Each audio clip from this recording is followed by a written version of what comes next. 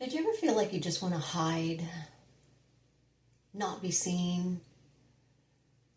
I know people who don't like going to Walmart because they don't want to run into anybody they know.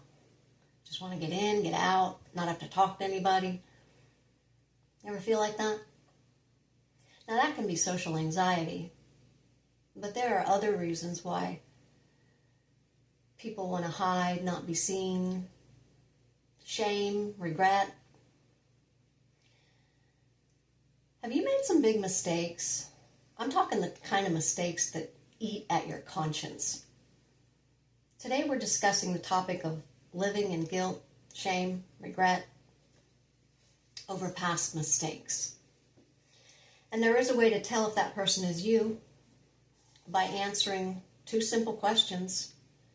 You can honestly know whether or not you have put yourself into a guilt slavery that brings nothing but misery. This video was inspired by a YouTube video titled, "God Can Use This Too.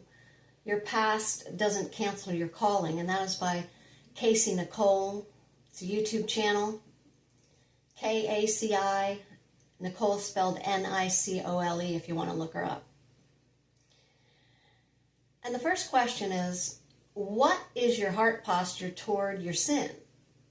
Because big mistakes are often sinful mistakes. And to explain that better, the perfect example, the perfect biblical example of someone who had the right heart posture toward his sin was King David. He committed adultery and murder, and those are two big ones. Those are two of the 10 Commandments that he broke. But instead of lying to cover his tracks, instead of making excuses, blaming others, or trying to defend himself, he eventually took full ownership of his sins.